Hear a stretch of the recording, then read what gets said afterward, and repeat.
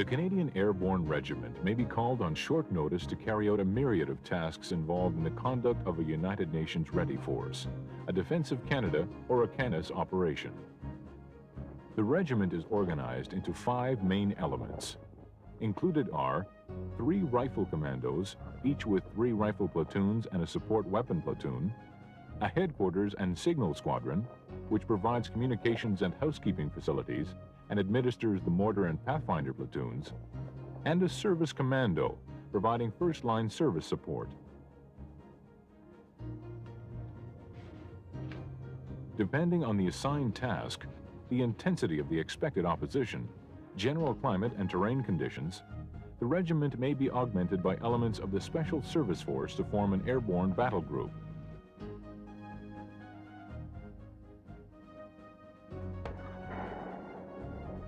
Airborne duty officer. Just to confirm, quick rig as at 2400 hours. Dress is winter and follow-up kit is required. This is Lieutenant Rokash.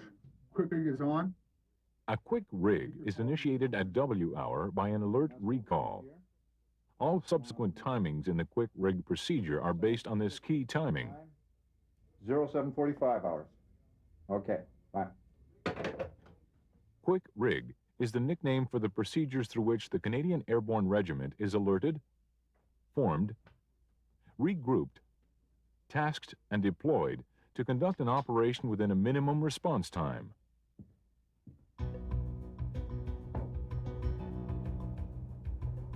Port sizzling, try what? Golden Glider, 62.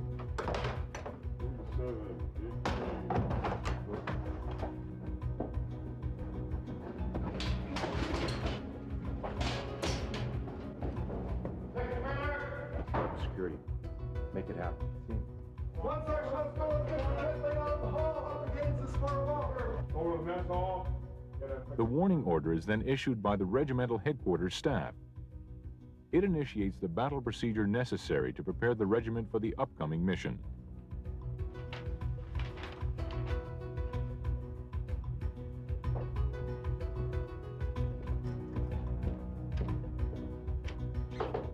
The warning order also allocates a timing for the regimental commander to issue orders at the departure airfield. The regimental intelligence officer is now collating some insoms and int reports and trying to get more detail before we want The Airborne Regiment, as part of a joint task force, has been assigned a seize and hold mission to secure a forward base, in support of subsequent operations to be conducted by a follow-up air-landed force.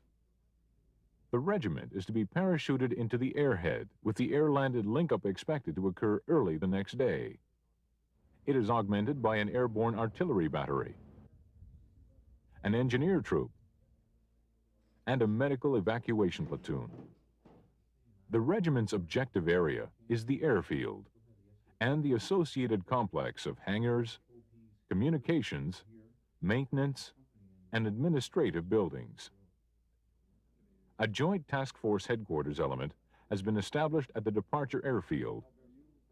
It concentrates on the overall administrative and logistics problems involving the administration, mounting, and resupply of the airborne and air-landed forces, and provides detailed support to the regiment's mounting activities. A liaison officer from the regiment has been established at the Joint Task Force headquarters. His main functions are to advise the commander on a decision to launch the operation and to assist with its coordination. The coordination of mounting activities is essential to timely and efficient deployment. To this end, a regimental organization is formed consisting of a preparation and a mounting element. The preparation element, commanded by the CO of Service Commando, operates from the home base. It stages the regiment from the garrison location to the departure airfield. The main components of the preparation element include a logistics operations center, which coordinates preparation and staging activities, the repair or replacement of all essential equipment, and the receipt of ammunition, stores, and equipment required for the operation.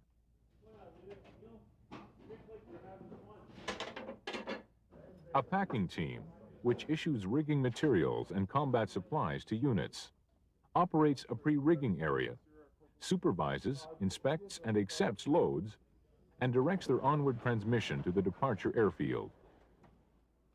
And a number of range teams which check and zero the regiment's small arms and direct fire weapons, and conduct a technical inspection on the mortars and guns. The mounting element operates from the departure airfield under command of the regimental administrative officer. It stages the regiment through the departure airfield.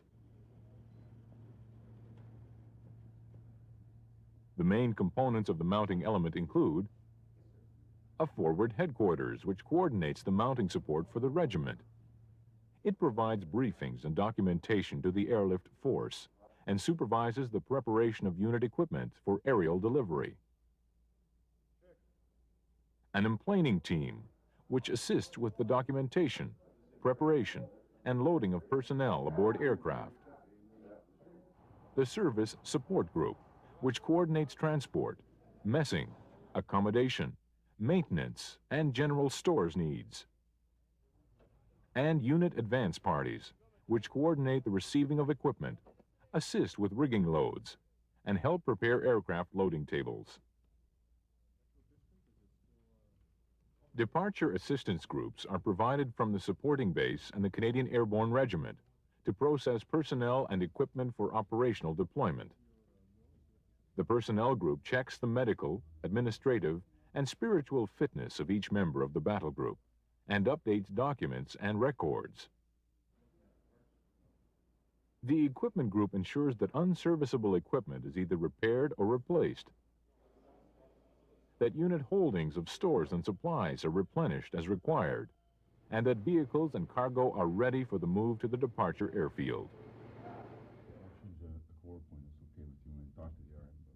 Paralleling the mounting and administrative activity is the ongoing battle procedure which prepares the airborne force for its pending mission. Okay. Here's the latest update. Okay, can you just show me where they are on the... Intelligence updates are distributed and the regimental commander prepares a detailed estimate, plan, and preliminary orders. We have a mission, and what I would like to do now is get the warning order out to the battle group as quickly as possible.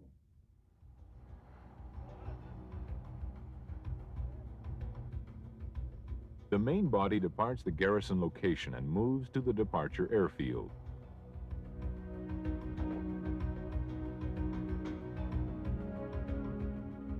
On arrival, the main body is met by representatives of the mounting element advance parties.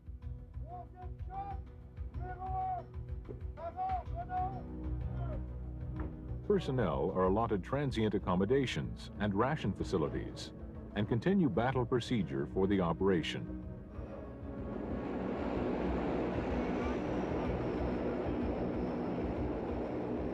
In the meantime, the transport aircraft are beginning to concentrate at a departure airfield, where they are converted for parachute operations. This involves the changing of fittings, fixing seats, positioning hookups for anchor lines, and installing roller systems to handle the heavy loads. Details regarding the aircraft conversions, timings, sequencing and control of personnel and equipment to be dropped or airlanded, and aircraft arrangements are coordinated by the Air Transport and Airborne Regiment liaison officers. These are laid down in the air movement and aircraft loading tables.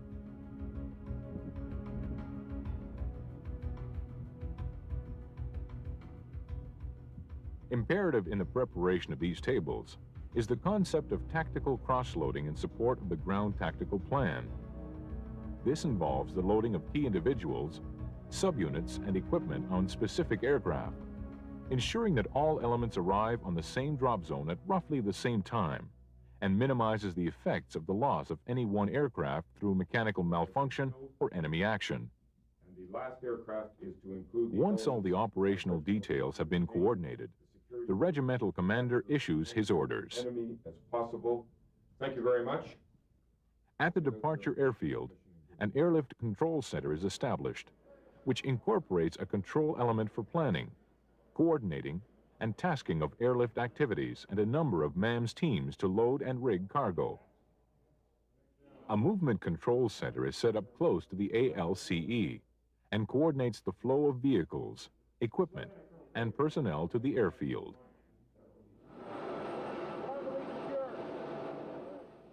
Loads accompanying personnel on the main drop are placed on board the aircraft and hooked up by the MAMS teams prior to the emplaning of the troops. When ready, they are turned over to the aircraft loadmaster, who is responsible for the preparation and rigging of the aircraft prior to takeoff. Loadmasters also provide the communications link between the aircraft commander and parachutists to coordinate dispatch procedures during the mission. The ground tactical plan requires the use of 2 drop zones. The main DZ was selected to provide immediate access to the terminal buildings, powerhouse, and fuel storage site, and thereby defeat any attempt at their demolition. It includes an area which can handle the guns, ammunition, and other heavy loads. An alternate DZ has also been selected, which is of an adequate size to handle the entire drop should the main DZ become unusable. A Pathfinder group has been assigned to each DZ and inserted outside the objective area, 24 to 48 hours in advance of the main assault force.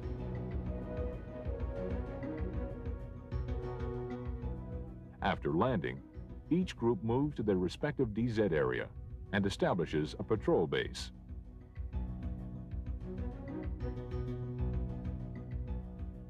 From there, they recce the surrounding dominating terrain, the routes to the various objectives, and the DZ surface confirming its suitability, and advise the force commander of any hazards along the aircraft approach route. Troops arrive at the regimental emplaning point in chalk groupings and strap on their parachutes and personal equipment. Once dressing is completed, they are inspected by their jumpmaster. The final aircrew coordination is completed by the pilot, and the JM briefs his chalk on the technical parameters of the jump and on any specific safety considerations. Will assist him in collapsing his parachute. Once ready, and on order of regimental headquarters, personnel board their respective aircraft, and manifests are collected by the emplaning staff. Try and work out at least 3 drop zones per purse.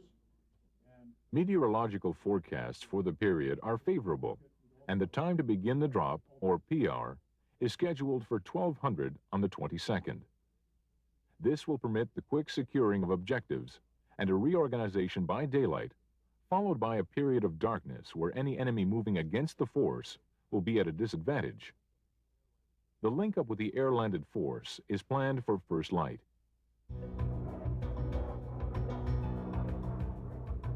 The timings will also assist with the suppression of enemy air defense fire and facilitate close air support and air superiority missions.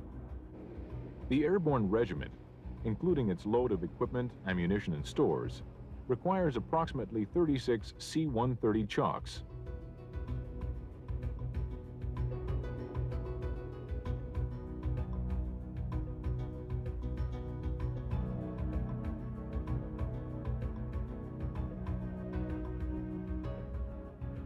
The first lift will include all essential assault elements, with subsequent lifts delivering sustaining elements, stores, and any equipment needed for the duration of the operation. The balance of attached engineer and A-echelon personnel and equipment will be airdropped or landed as part of the link-up phase following the securing of the airhead. Minutes before PR, the DZ is marked. The DZ controller takes charge of the drop. The guides move to the DZ RVs in anticipation of the arrival of the assault, and the FOOs and MFCs direct close air support aircraft and any in-range artillery against pre-planned and opportunity targets.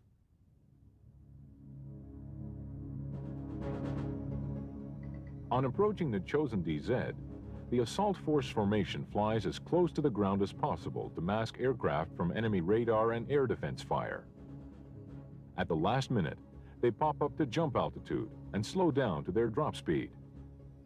The loads are then dispatched from the aircraft ramps, followed by the paratroopers through the side doors. The aircraft immediately drop down to their ground masking altitude for the return trip. On landing, the assault elements recover accompanying equipment and head to their designated RVs.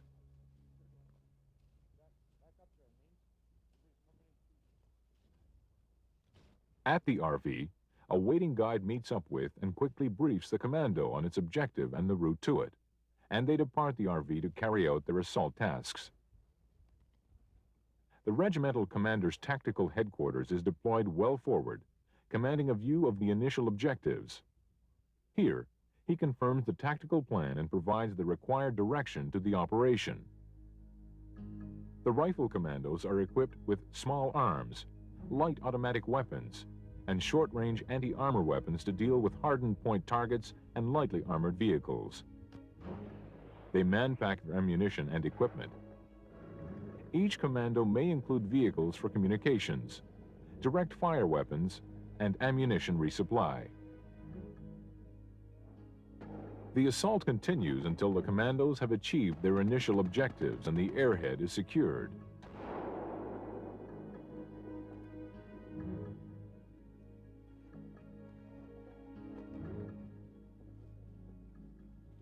The regimental headquarters is initially established adjacent to the DZ.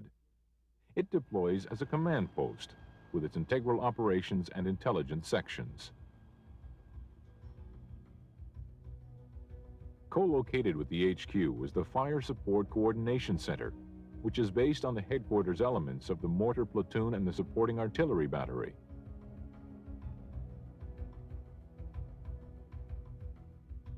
The Recce platoon operates from the RHQ location, providing patrols and establishing OPs to give warning of approaching enemy forces. The Signal Squadron locates near the command post. It mans the regimental command net, the headquarters' internal communications, and the rear link back to the Joint Task Force headquarters. A military police section assists with protection of the headquarters complex, any local traffic control requirements, and the handling of PWs. Other elements are operational within minutes of landing. The Airborne Battery deploys an FSCC element, 4 observer parties, and 12 105mm guns. The gun position is initially located near the heavy lift DZ. 24 rounds of ammunition are stacked on each gun platform, and additional ammunition is normally dropped adjacent to their firing positions. The battery can also jump with mortars in lieu of the L5 gun.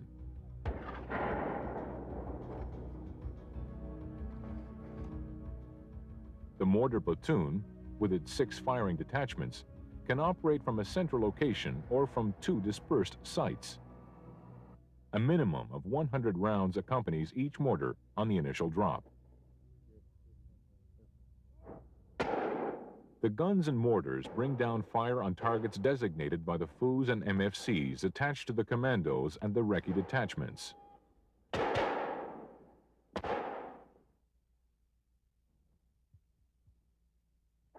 The Service Commando deploys as an A-echelon group at the airhead, with its integral supply, transport, and maintenance assets. It recovers stores from the DZ, breaks bulk ammunition into issue groups for each commando, arranges for the forward delivery of sustaining stores and follow-up kits, and assists with the security of the airhead. The bulk of the Airborne Engineer Troop would normally accompany the assault element. They gather their stores and equipment and begin work on their task of opening a landing strip. They search for mines, fill in craters, clear snow, and remove rubble. Once serviceable, the runway area is turned over to an accompanying tactical air movement section, which organizes it to receive the oncoming air-landed force. In the meantime, a low-altitude parachute extraction zone has been established by the TAMs adjacent to the airfield. It is used to continue the buildup of stores and equipment.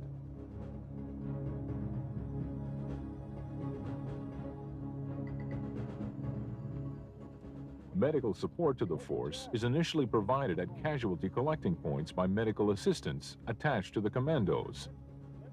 They provide immediate aid to the wounded and help move them to the unit medical station. Casualties are moved rearward from the CCPs to the UMS, which is located in the A echelon area. It functions under the direction of the regimental surgeon, who prioritizes treatment and provides life-sustaining care. The Airborne Evacuation Platoon is located at the airhead, where it evacuates patients from the UMS, assists with the provision of medical care, the operation of a limited casualty holding facility, the preparation of patients for evacuation, and their staging back to the mounting base. Casualties are evacuated from the airhead in returning aircraft or by aeromedical evacuation flights. Emergency sustaining care on a medevac flight is provided by a medical escort team of nurses and medical assistants. After arriving back at the mounting base, casualties are moved to a forward casualty staging station, where they are processed and directed to the appropriate medical facility.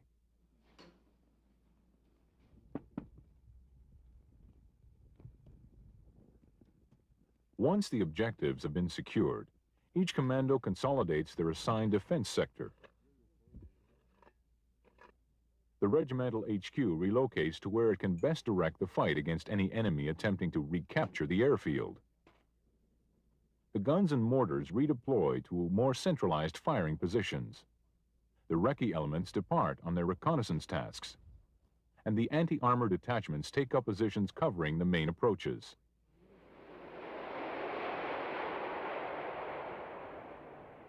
At first light, the first of the air-landed chalks arrive with the balance of the regiment's personnel and equipment, and the initial elements of the follow-up force.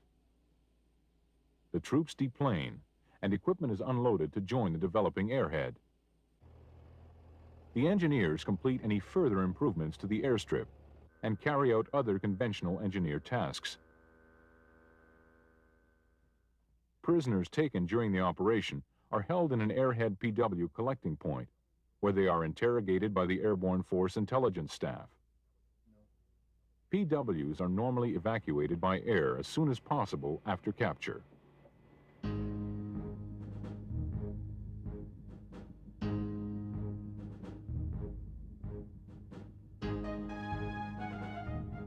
This production has outlined the organizational structure of the Airborne Regiment and has touched on some of the procedures involved in the mounting and conduct of a seize and hold mission. Other types of airborne operations share similar problems and procedures, and each will have its own characteristics depending on the capability of the enemy, the terrain, and the climatic conditions surrounding the objective area.